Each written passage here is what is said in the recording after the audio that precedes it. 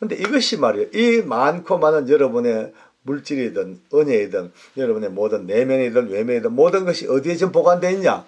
스위스 은행에 보관됐어요? 아니거든요. 어디 있냐?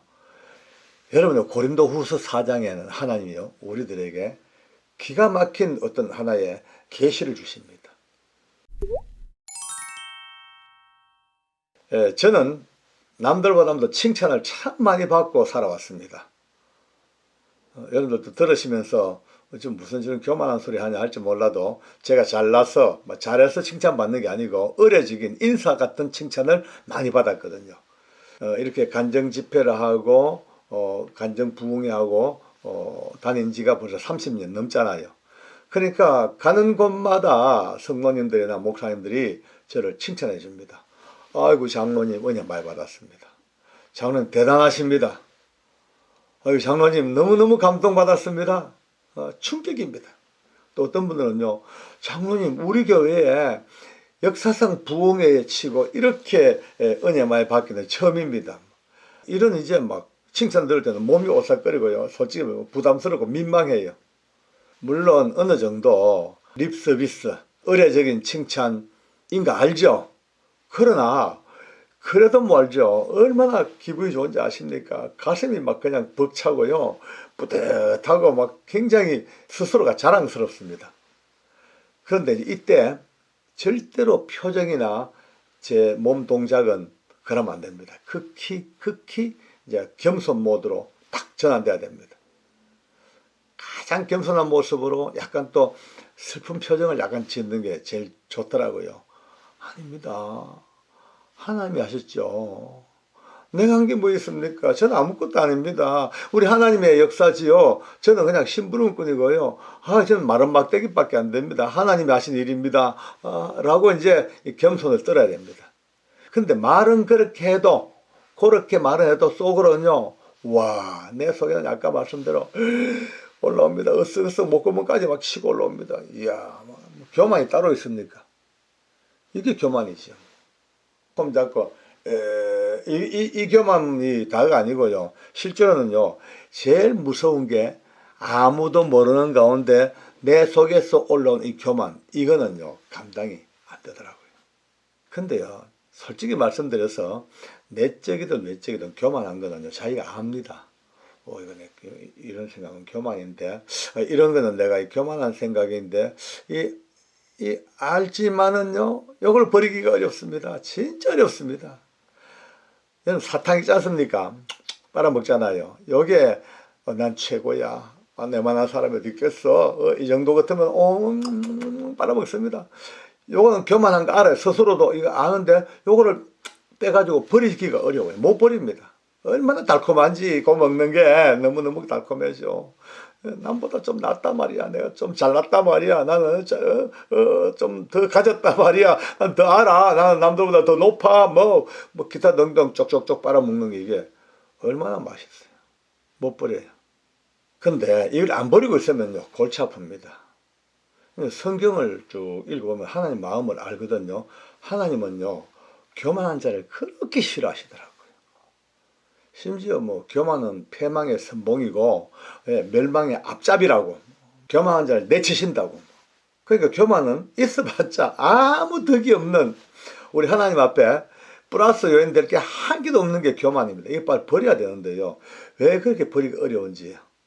근데 오늘 이제 신년을 맞아서 그대로 살 수 없잖아요. 이제 좀 버릴 건 버리고 좀 더 이제 좀 사람답게 살려고 그러면은 이 교만의 문제를 해결을 해봐야 됩니다.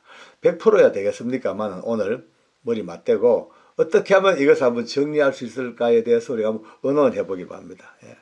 하나님께서 우리를 이렇게 이제 품에 안고 다루어 나가시면서 우리의 본질에 대해서 가끔씩요, 아닌 밤중에 홍두깨 찌르듯이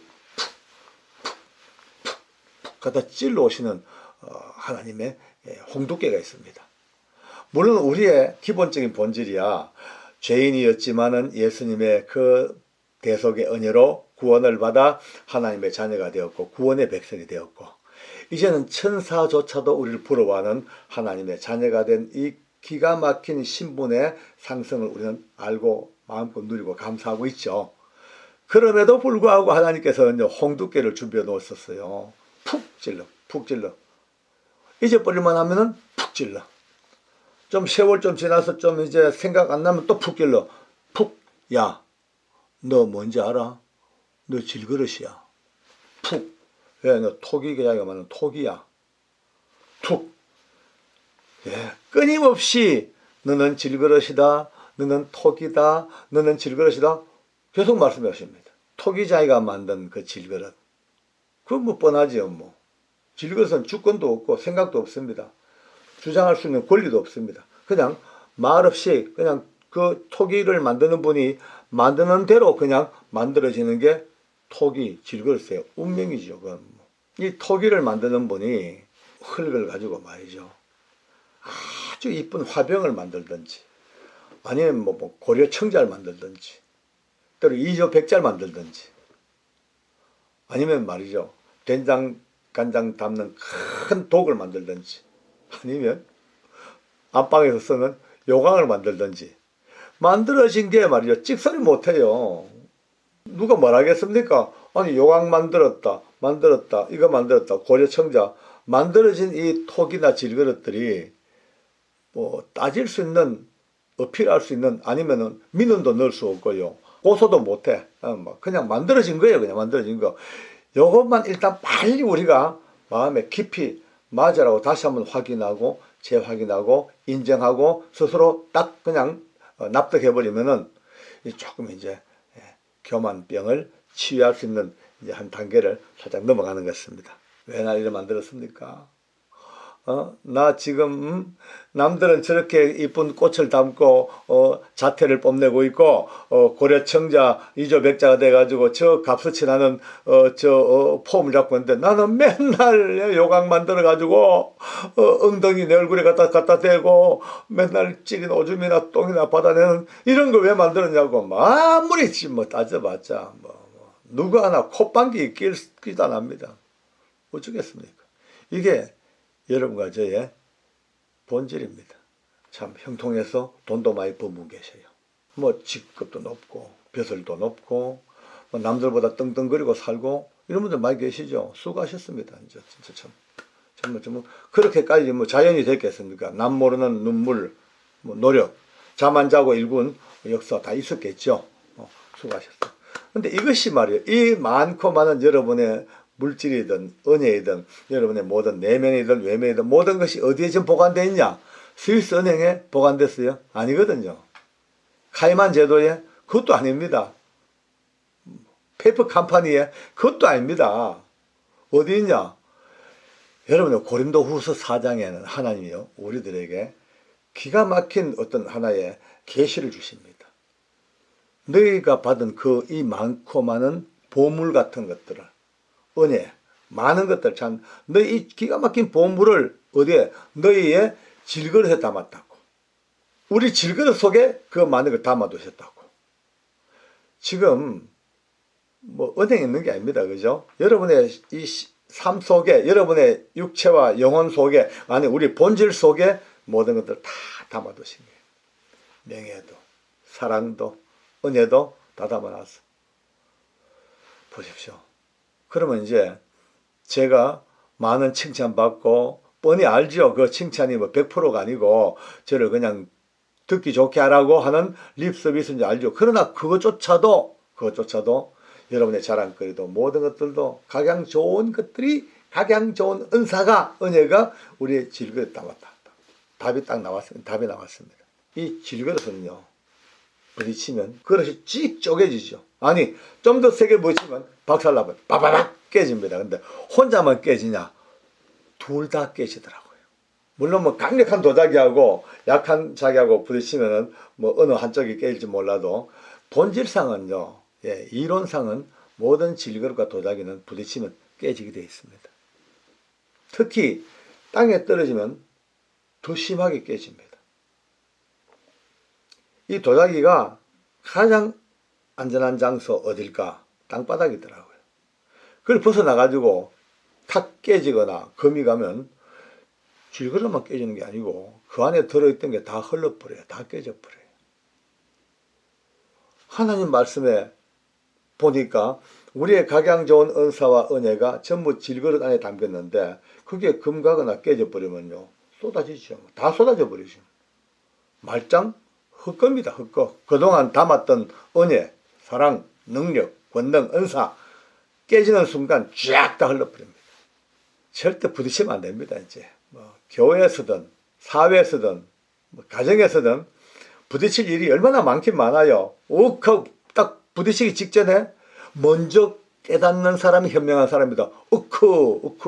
부딪히면 깨져야. 부딪히면 깨지니까 얼른 피해야 돼요. 싹 피해버려야 돼요. 안 부딪혀야 돼요. 부딪히면 안 됩니다.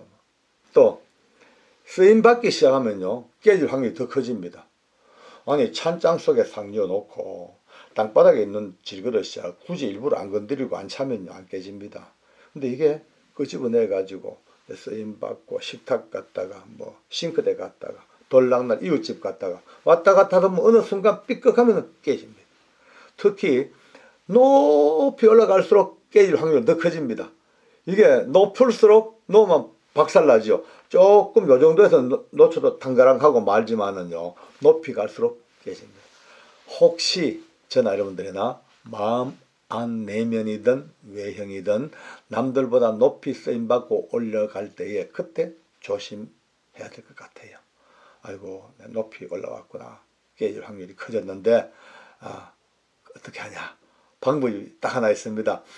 비록 우리에게 준 모든 삶은 높이 올라갈지라도 우리의 중심, 우리의 내면, 우리의 본질은 항상 땅바닥에 가장 안전한 땅바닥에 놓여있는 질그릇처럼 땅바닥을 찾아 내려갈 수 있는 그런 은혜만 있다면 아마 일생 동안 하나님께서 기뻐하시는 하나님이 복을 주시려고 준비하시는데 그 복을 뺏어오는 게 아니고 하나님이 주시는 그 복을 받을 수 있는 통로를 잘 만들어 놓으면요 자동으로 줄줄 흘러나오는 어떻게 하나님은 겸손한 자에게 복을 주시고 겸비한 자에게 눈을 바라보시고 겸손하고 겸비한 자들에게 끊임없이 하나님의 의를 베푸시고 이런 말씀이 얼마나 많아. 그러니까 내가 질거리가 깨닫고 오늘부터 더 낮은 자리에서 겸비하게 겸손하게 살면 하나님이 예비하신 각양 좋은 은혜와 복이 다시 내게 쏟아질 것이다.